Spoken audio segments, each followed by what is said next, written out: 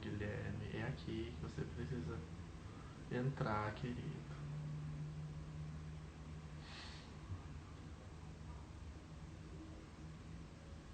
Isso. Oi, Johnny.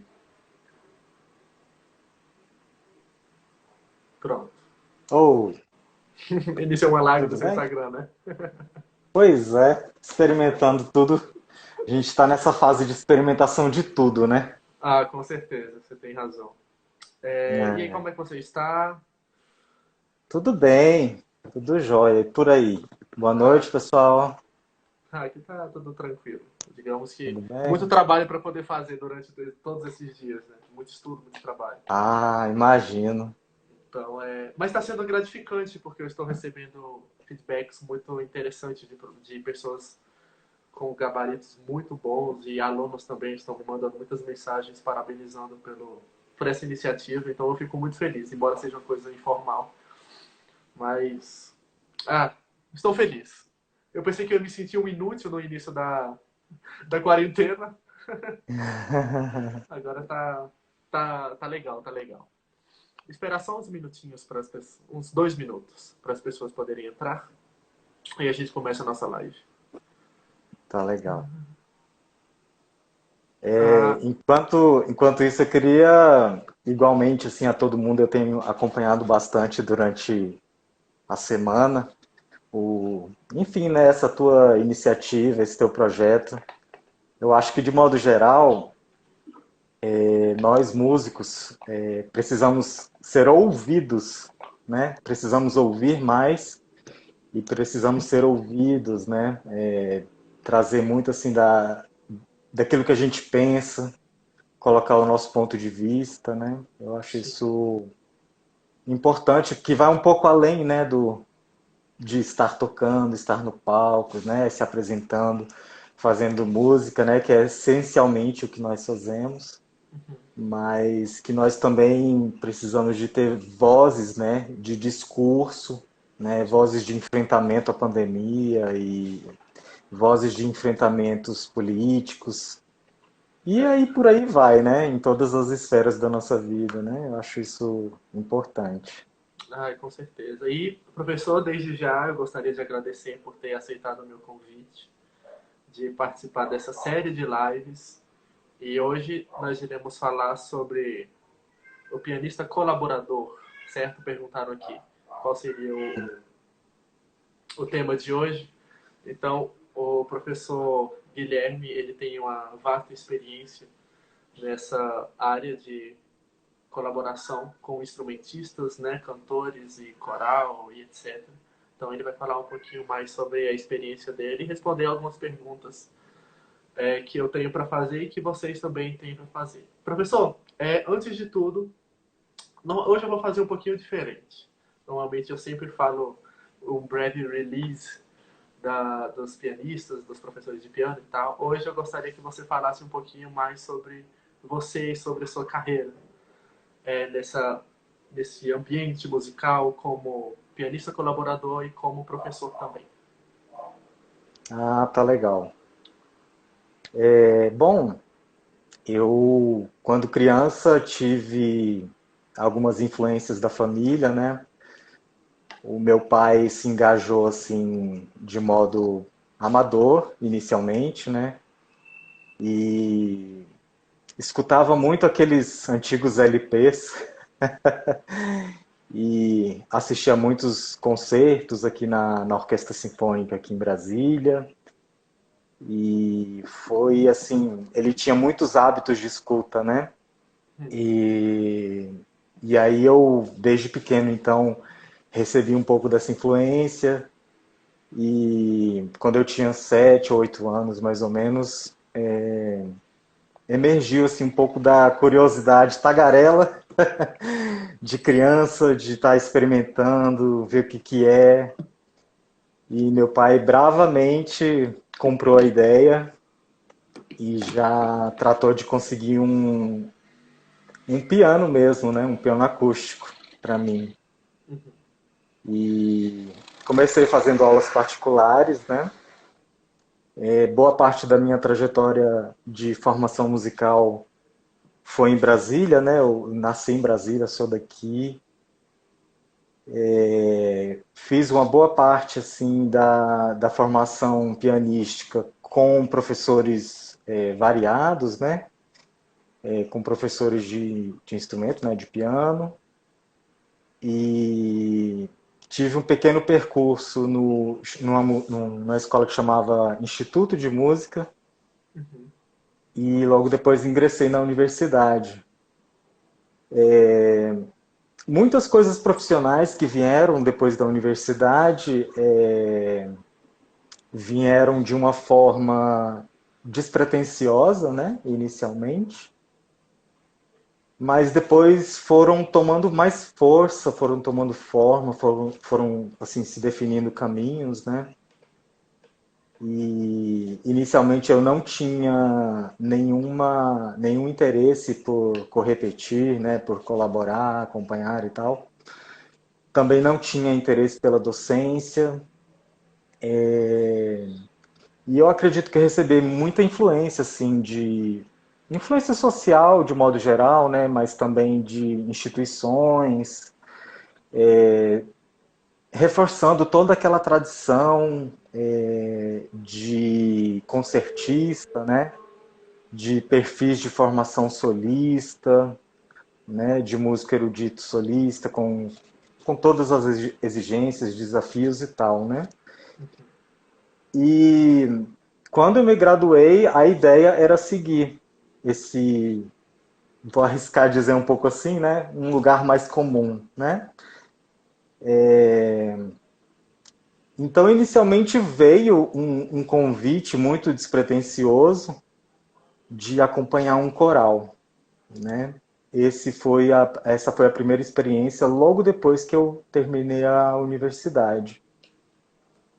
E a partir de então, isso foi me conectando, né, de diversas formas.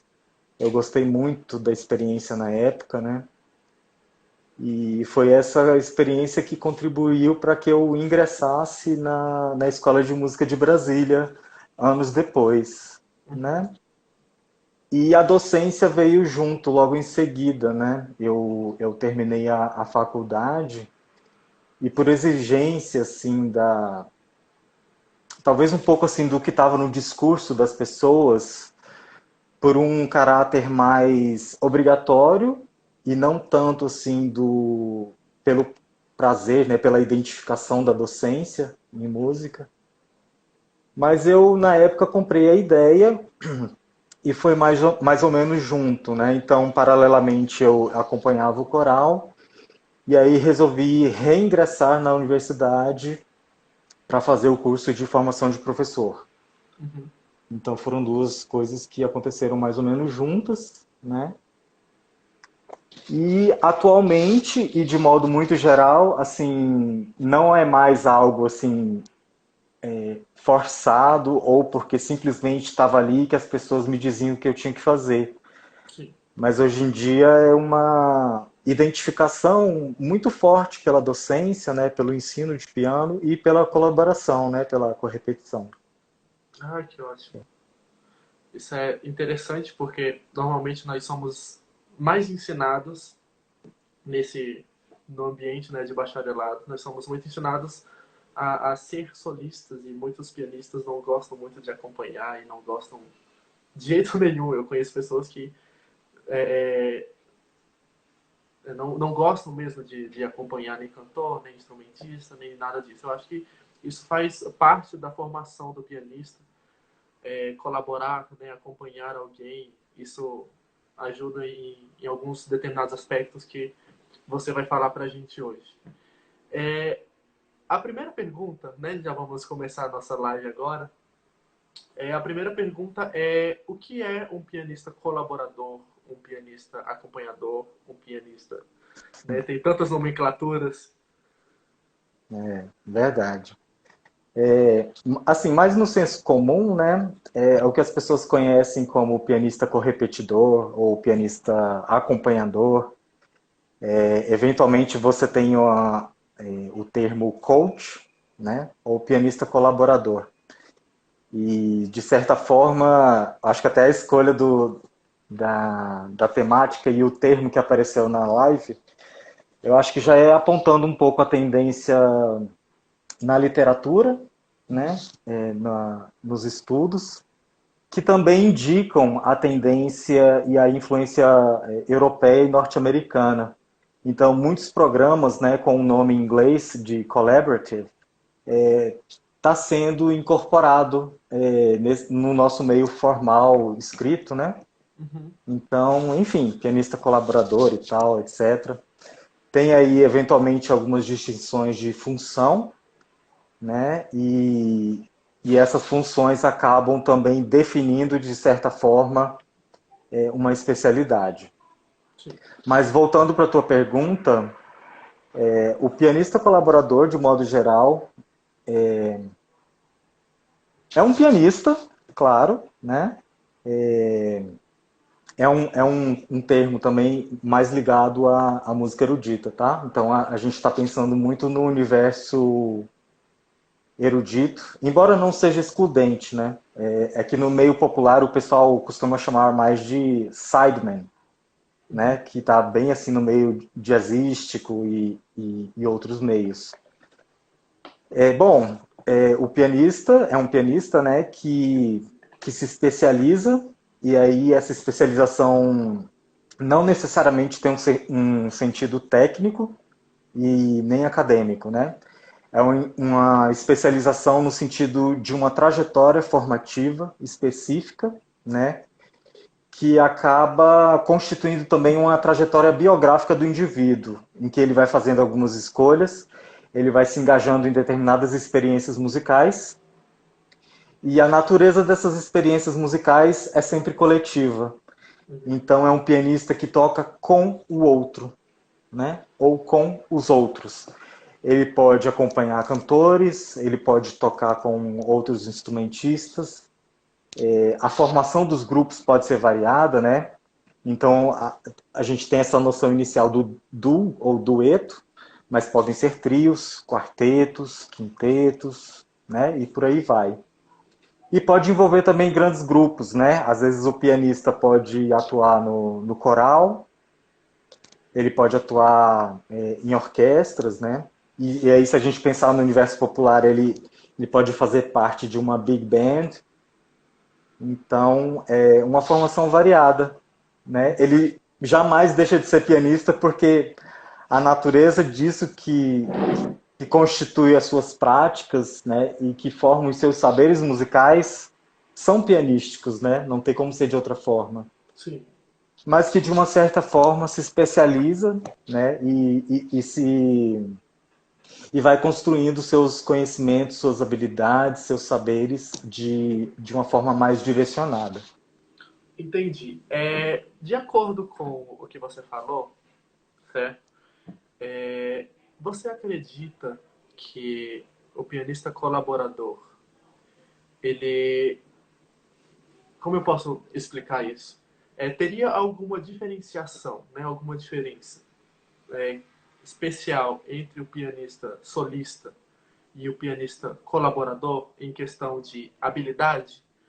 Uma determinada habilidade que o pianista colaborador tem, mas o pianista solista não tem, ou coisa do tipo?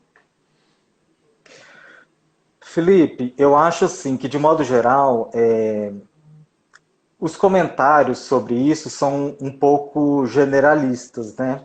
Uhum. Então, eu acho que assim é só ter um cuidado quando a gente vai falar sobre isso, porque cada pessoa tem os seus pontos fortes, né? Os seus pontos que tem que desenvolver. E isso é natural em qualquer área do conhecimento, não é uma prerrogativa da música. Uhum. Mas, de modo geral, existem sim alguns conhecimentos e algumas habilidades,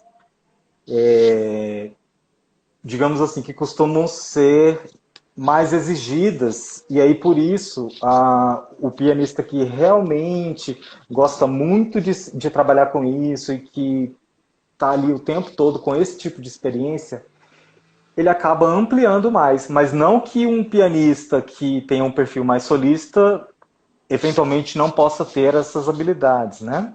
Uhum. Mas, assim, eu também já tive aula, né, na UNB com a Gisele Pires, de piano, né, prática de acompanhamento, que é a matéria lá.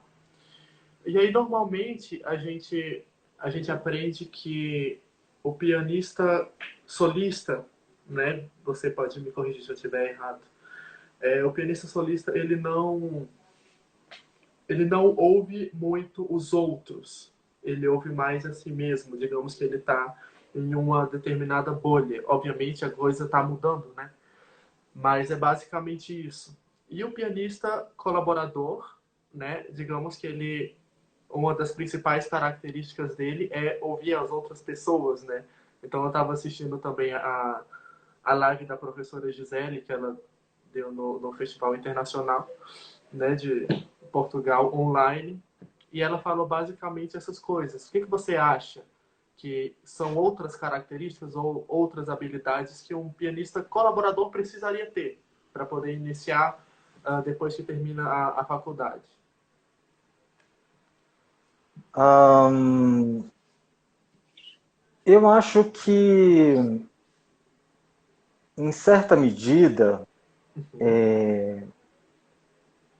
a necessidade de ouvir, né, essa escuta atenta que a gente desenvolve, ela é requerida para o músico de modo geral, né? Uhum. É um tipo de trabalho que, sim, que é necessário ouvir bastante, né, para o pianista especializado, né, digamos assim, o colaborador, mas que o pianista solista também tem, né? Para ele tocar com uma orquestra, ele tem que ouvir tão atentamente, né, quanto um colaborador, né, num trabalho de um estúdio de canto, por exemplo, né? Sim. Eu diria que assim a escuta ela é comum a todos os instrumentistas, aos músicos, aos pianistas e qualquer outros instrumentos, né? Eu Sim. vejo um pouco mais dessa forma. Entendi. E assim, se algum pianista quiser iniciar esse trabalho, né, de desenvolvimento da escuta, desenvolvimento da atenção para trabalhar justamente com outros instrumentistas, é porque ser solista, né, é um pouco complicado nesse exato momento. Então eu acho que ser colaborador pode ser uma das vertentes para não deixar de tocar. Então, qual seria o pontapé inicial para nós podermos indicar para um aluno ou então para uma pessoa para começar a ver esse mundo da colaboração, da correpetição? Tem algum instrumento que é mais fácil, que é mais tranquilo para ele poder ir pegando as manhas e tal? Uhum. Bom, Felipe, assim, de modo geral, você acabou, assim, né, colocando questões muito importantes, né? Uhum. O pianista, para ele começar, existem questões, assim, de incentivo, né, para que se ouça muita música, Uhum. né? E eu acho que dentro do contexto de cada indivíduo, ele pode ir se engajando com os pares, né, com os colegas, pessoas que eventualmente ele tem mais afinidade, né, Sim. pessoas que você conhece no seu dia a dia. E Uhum. aí você ir combinando, né, esse tipo de fazer musical, né? Eu não sei se é exatamente isso que você perguntou. Uhum. E o segundo aspecto eu acho assim, todo instrumento tem um repertório que é desafiante, né? Geralmente, os instrumentos que têm, por exemplo, instrumentos de sopro que têm afinação fixa, eles tendem a ser um pouco mais fáceis de acompanhar, né? Relativamente mais fácil. Uhum. E eu acho que flauta é um bom começo. Uhum. Clarineta pode ser um bom começo, né? E eventualmente instrumentos de cordas, mas com eu destacaria o seguinte, né? Que a pessoa com quem você está colaborando, e aí você perguntou sobre questões iniciais, do meu ponto de vista, o ideal é você treinar com músicos que são bem experientes, Uhum. porque eles sabem, eles já conhecem aquele repertório, né? Eles dificilmente vão se perder na partitura, né? Eles, de modo geral, vão ser solidários com você. Então, se eles perceberem que você está errando ou está tendo dificuldade no piano, eles podem parar, né? Uhum. Os músicos mais experientes e profissionais, né, sabem afinar seus instrumentos, né? Então, não é uma coisa que você vai às vezes precisar ajudar, né, o indivíduo, né? E as pessoas mais iniciantes é que eventualmente assim realmente precisam um pouco mais dessa ajuda, né? Desses comentários que dão mais suporte para essa realização musical.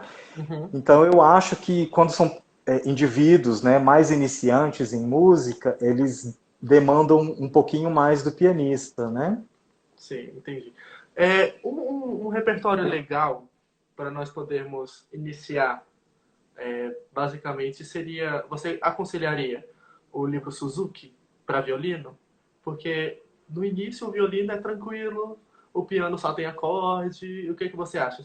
Você teria algum outro material, no caso, se você discordar da minha Uhum. sugestão, teria algum outro material que um pianista poderia iniciar para poder começar a colaborar? Uhum. Sim, o método Suzuki, né? Ele é um método que, enfim, ganhou o nome pelo próprio Suzuki, né?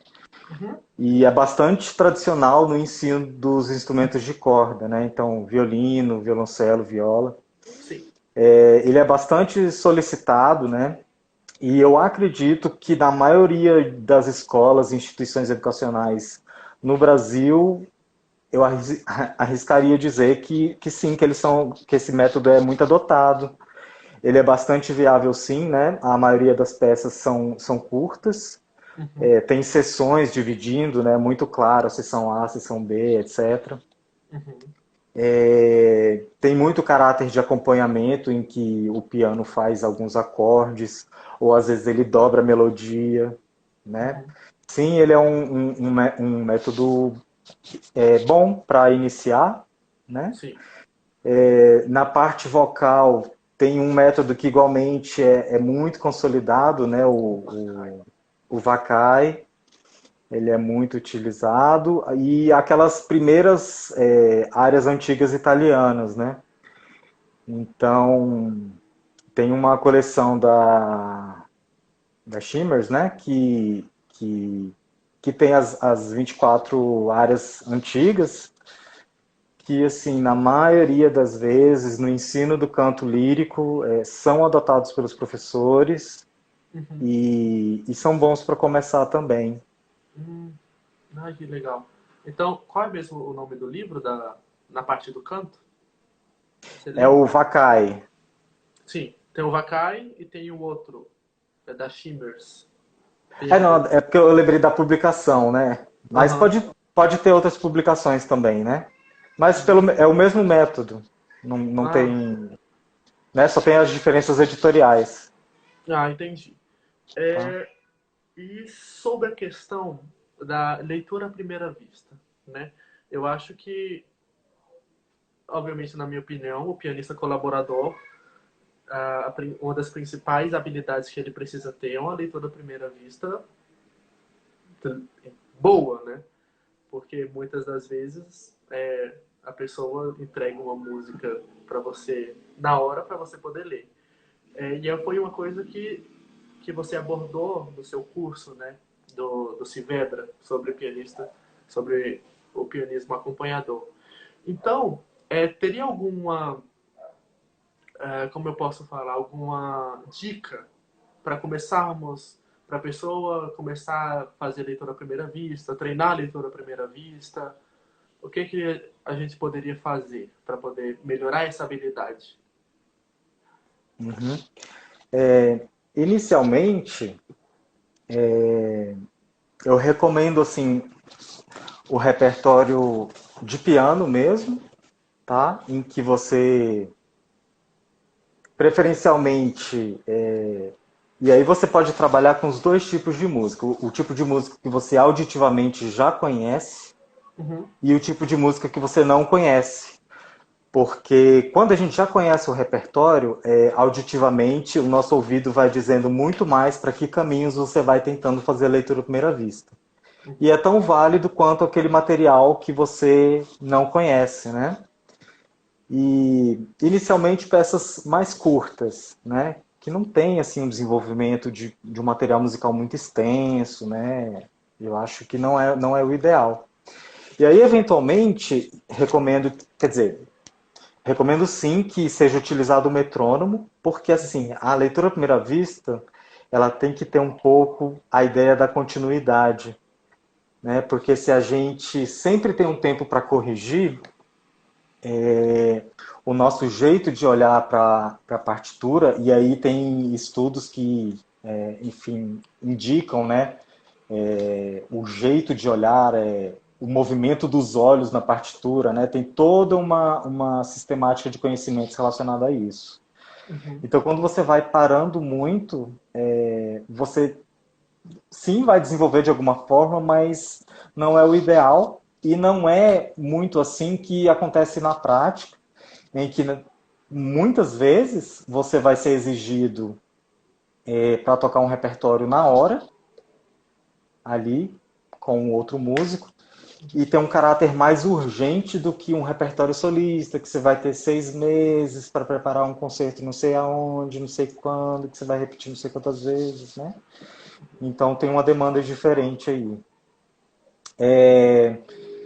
E aí, a partir disso, eu acho que pode seguir um pouco para piano a quatro mãos. Uhum. Eu acho que é um bom começo, porque é um colega que você está ali do seu lado. É exatamente o mesmo instrumento, com os mesmos desafios, né? Então, a natureza dos desafios vai ser a mesma. Então, isso vai dar um suporte legal enquanto você está começando a se engajar na colaboração. E aí, eu acho que em seguida você pode seguir para os instrumentos, né? Eu indico os instrumentos. Uhum. E por último, o canto, porque o canto tem várias dinâmicas e características que eu acho que exigem um pouco mais, né, da sua atuação como pianista colaborador. Uhum. Ah, você acha, né, através da experiência que você adquiriu durante os anos, que para ser um pianista colaborador, quais seriam as principais dificuldades que enfrentaria um pianista colaborador?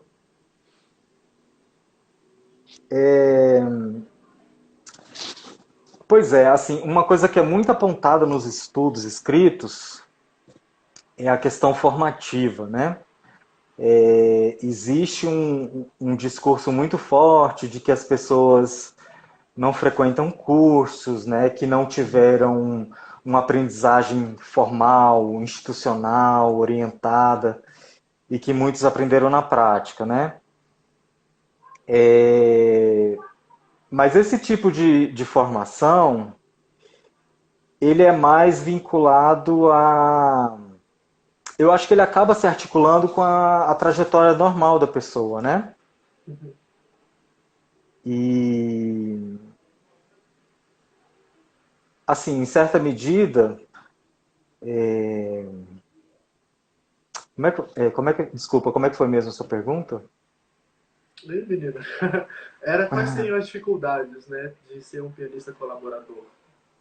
Ah, sim, as dificuldades enfrentadas, né? Isso. Então, existe muito esse discurso, né, de uma falta de formação, etc. Mas essa formação, ela acaba acontecendo, né? Ainda que seja formal na universidade, no conservatório, né? O fato de Uhum. você ser pianista também. Tudo isso deveria ser um pouco mais relativizado, né? Porque, assim, essas experiências existem, E digamos assim que os colaboradores acabam emergindo nesses nichos de atuação, de oportunidades, né, de mercado e tal. Uhum.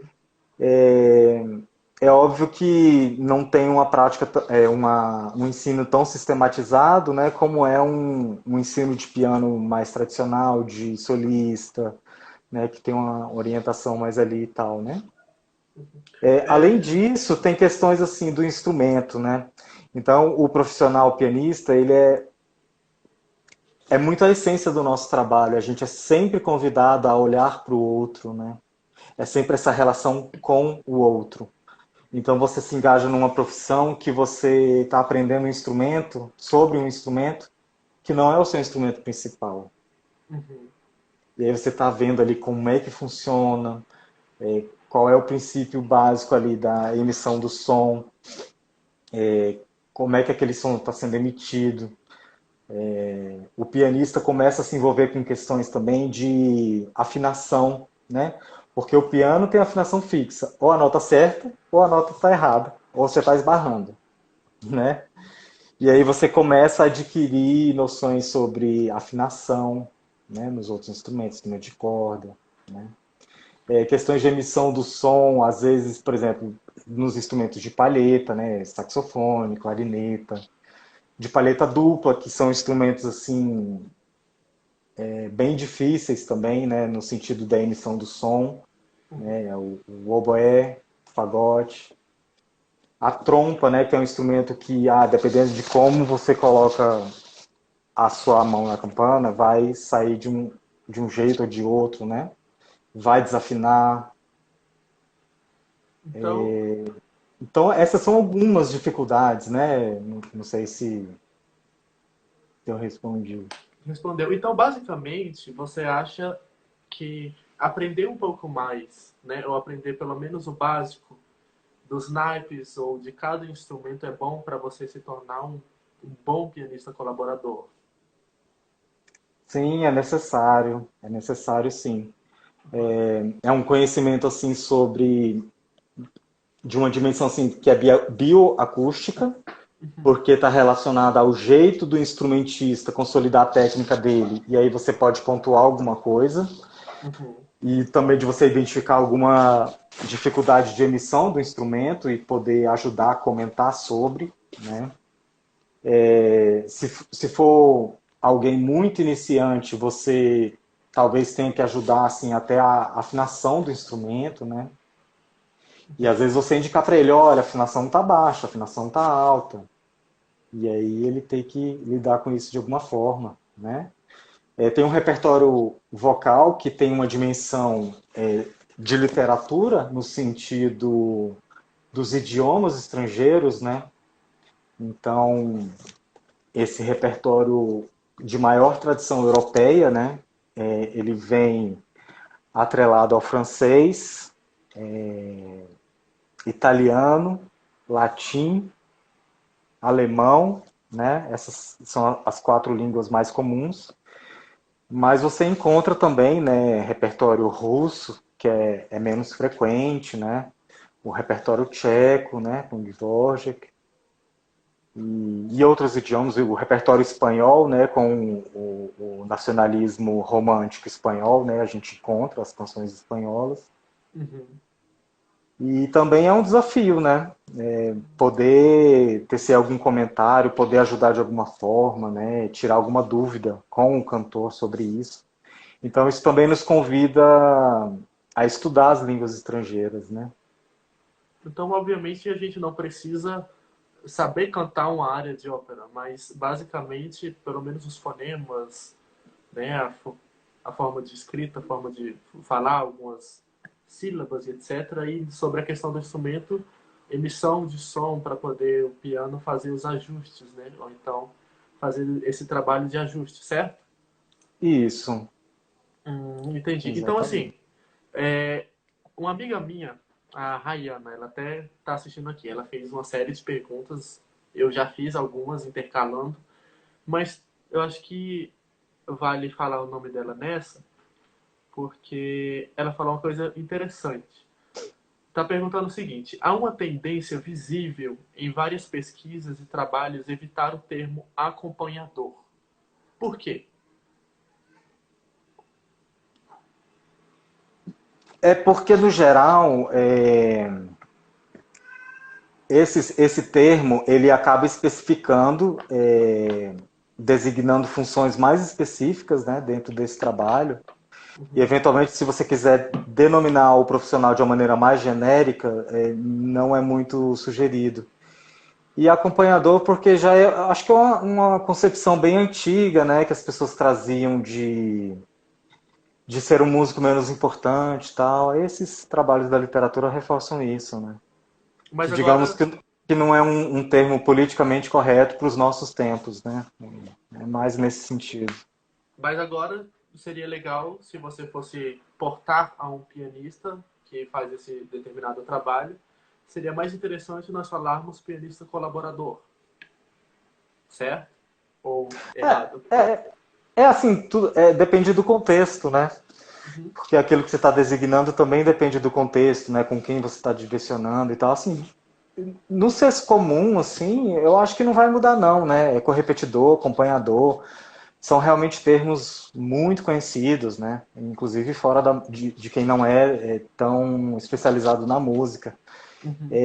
Mas o colaborador é o termo mais, pelo menos assim, eu vejo que tem uma tendência maior de ser adotado nos estudos escritos, né? É uma questão de formalidade.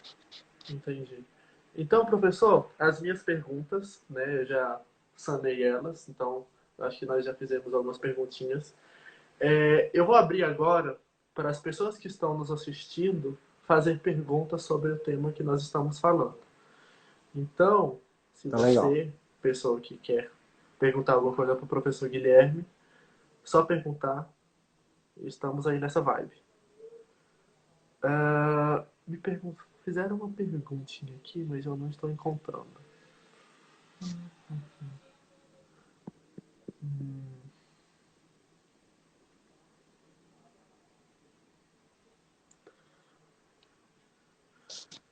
Ah tá, o Caio fez lá em cima.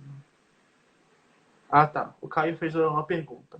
Guilherme, você desenvolveu algum tipo de estudo para te ajudar no acerca do piano colaborativo e suas especificações? Como é? Você desenvolveu um estudo? Isso, algum estudo para poder te ajudar no piano colaborativo e suas especialidades. Se sim, poderia falar sobre? Hum, Acho que não, assim, a maior parte, o que que acontecia assim no início? A maior parte do repertório eu pegava, separava para levar em casa, e estudava, né? Estudava no Sim, piano, passava e tal. É, Ouvia a gravação no YouTube para me ajudar. Eu fazia mais dessa forma, né? Método, assim. Bom, tem o Marcelo, né, que é de Belo Horizonte. Ele fez o doutorado dele especializado em leitura à primeira vista, né? E já tem um artigo dele acho que é na Permuse, em que ele faz análise de métodos de leitura à primeira vista.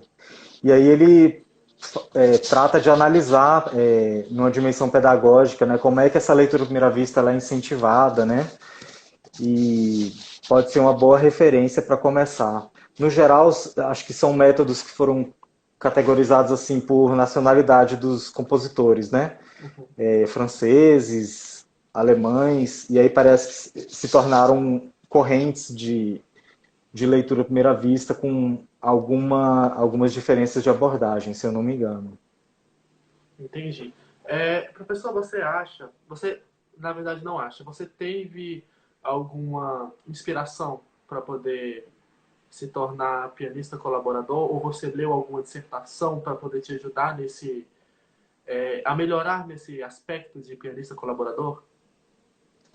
Foram algumas situações que me levaram a isso, né? Como pianista solista, eu particularmente, nunca me senti muito seguro para tocar. Entre os meus colegas, eu não era o melhor, né? E cheguei a desenvolver um pouco de dores, né, também.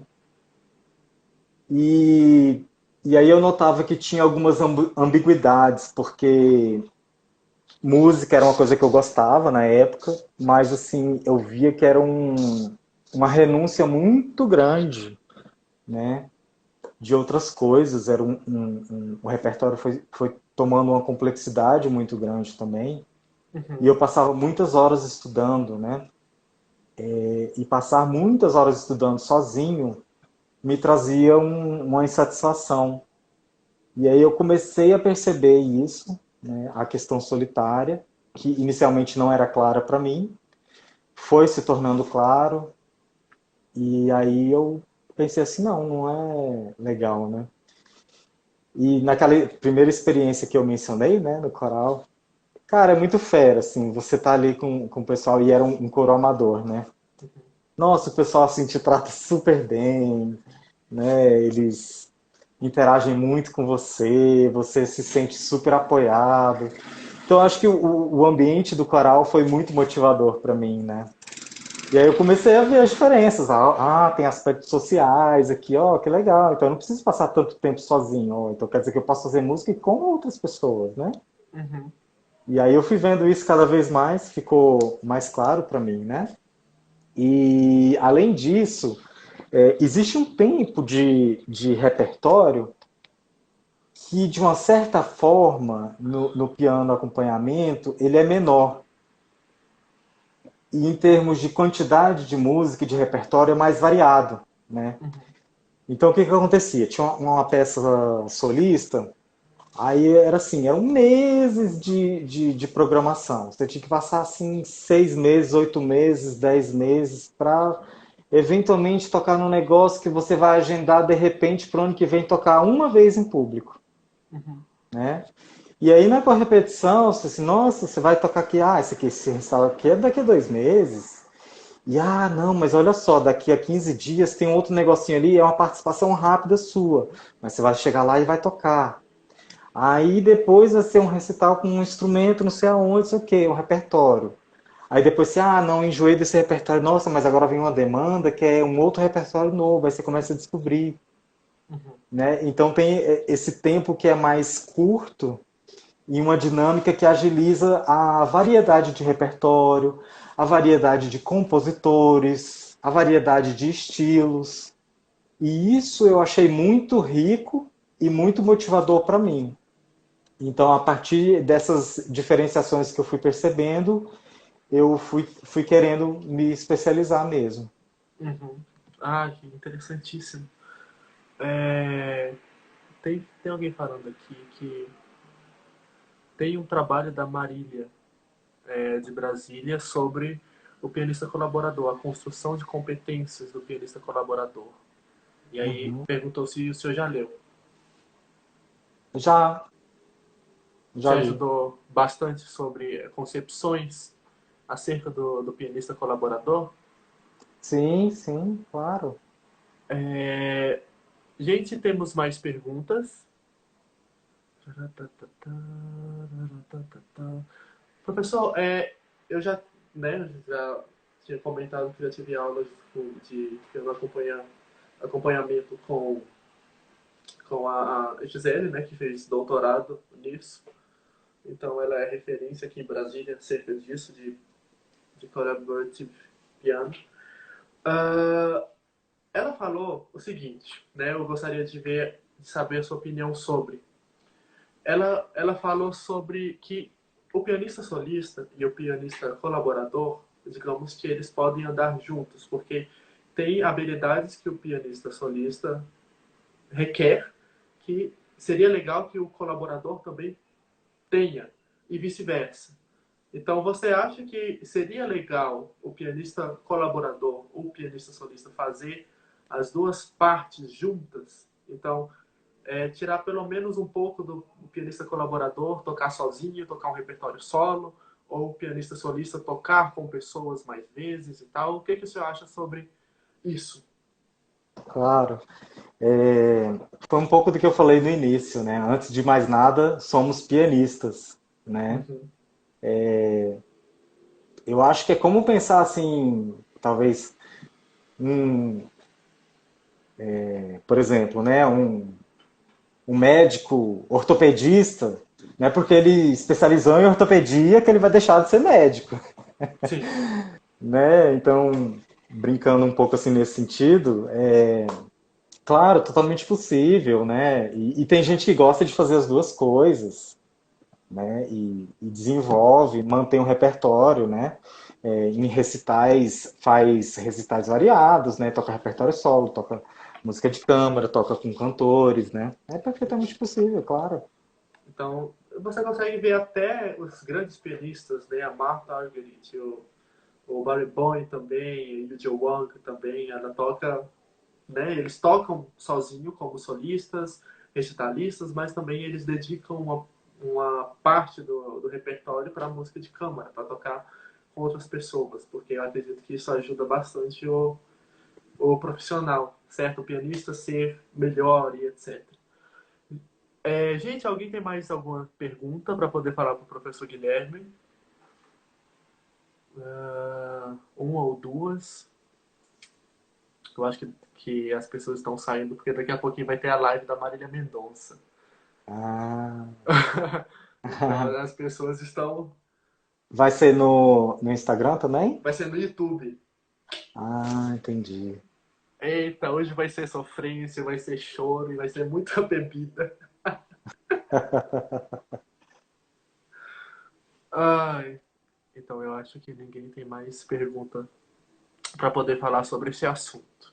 Antes de passar a palavra para você, Guilherme, eu gostaria de falar algumas coisinhas. Eu gostaria de agradecer por você ter aceitado esse convite para falar sobre um assunto que eu gosto muito, particularmente. Eu me senti muito animado em falar sobre esse assunto, que é uma das vertentes que eu tenho vontade de me aprofundar sobre o pianismo, né, do o colaborador, pianista colaborador. E falar que amanhã nós temos a professora doutora Karina Jolie, que ela vai falar sobre a saúde do piano. Então, saúde mental, saúde física, mas tudo voltado para a performance. Na sexta-feira nós teremos o pianista maravilhoso, o artista Steinway, é o Sérgio Monteiro, que ele vai falar sobre as 32 sonatas ou algumas das sonatas de Beethoven. No sábado nós teremos a Lígia Moreno, né, grande pianista de Brasília, que ela vai falar sobre a performance pianística e alguns aspectos, sobre algumas coisas que ela abordou no mestrado, entrevista com o Nelson Freire, entrevista com a Maria João Pires, com o Kissing, que ela fez. Então, vai ser coisas muito interessantes. No domingo, teremos o João Elias, né, falando sobre algum tema que ainda vou conversar com ele, mas acredito que vai ser muito legal. Na próxima segunda, nós vamos ter o grande pianista brasileiro, Christian Budu, que é incrível. Christian Budu, tipo, ganhou o Clara Haskell, né? O grande concurso da Suíça, então, maravilhoso. E na quarta-feira nós vamos ter o professor Dr. Maurício Martin, que ele vai falar sobre algumas técnicas que ele utiliza para os alunos e que ele aprendeu ao decorrer do tempo. Então, mais uma vez, eu gostaria de agradecer a todos que assistiram essa live e agradecer mais uma vez o professor Guilherme por ter aceitado o meu convite. Que tenho certeza que eu aprendi muito e as pessoas que estão aqui também assistindo aprenderam muito também. Felipe, você está de parabéns. A sua iniciativa assim, é muito motivadora. Nós pianistas temos que nos ouvir mais, né? E aí eu retomo um pouco da fala do início. Assim, é um crescimento tão grande, né? E eu tenho acompanhado quase todo dia. Poxa, assim, que bacana, queria te agradecer de coração, tá? Eu acho que esse engajamento é o que nos fortalece, que nos leva a crescer cada dia mais. É muito legal. A gente precisa desse diálogo, né? Eu acho que precisa ter uma abertura para isso, que talvez nesses tempos de agora a gente realmente está mais propício, né, a, a isso. tá bom? Obrigadão pela oportunidade. E para finalizar, agradecer a presença de todos e deixar uma indicação de dois livros que na época eu adquiri, foi bem caro, mas ficaram como um bom investimento, né, sobre o pianista colaborador. Ambos são em inglês, né? Um é Aham. do Martin Katz, lá acho que da University of Michigan, que ele é uma das pessoas mais renomadas nos Estados Unidos, ele é bastante conhecido, né? The Complete Collaborator. E o outro, esse é o mais recente, né? Se eu não me Uhum. engano, é de 2009. E um que é mais antigo, que muita gente já cita e tal, né? Mas é o do Kurt Adler, que é a arte do acompanhamento e coaching. É uma Sim. publicação da University of Minnesota. Ai, que incrível. Então, Tá teve bom? uma pergunta aqui, ó, do William. Ele falou que está escrevendo o TCC sobre pianista colaborador. E ele perguntou sobre materiais para indicar. Então, você acabou de indicar dois materiais aí. Acabei de indicar. É, ele pode fazer uma busca. É mestrado ou doutorado? Ah, eu não sei, eu acho que. Anyway. Ele pode fazer uma busca na biblioteca de teses e dissertações, Uhum. que é o portal que mais se procura, né? Na época, eu acho que eu consegui acesso a uma base de dados que só era liberado porque, assim, como eu era aluno da UNB, Aham.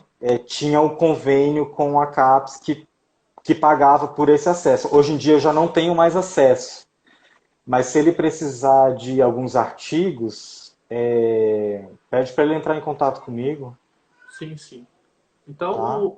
se alguém quiser entrar em contato com o professor Guilherme, tem o Instagram dele, sigam ele no Instagram, que tá até no flyer, no folderzinho da divulgação. Siga também aqui o meu Instagram, vai ser muito legal, que nós vamos ter muitas conversas, pelo menos até o fim desse confinamento, que é o intuito.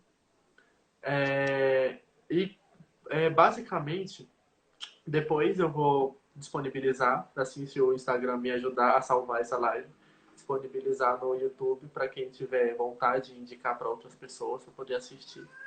Só assistir. Professor, muito obrigado mais uma vez e eu Tá, espero que joia. a gente tenha outra oportunidade para falar mais sobre esse assunto maravilhoso. De nada. Muito obrigado. Boa noite, pessoal. Se cuidem. Um abraço e até mais ver. E fique em casa. Fiquem em casa. Boa noite.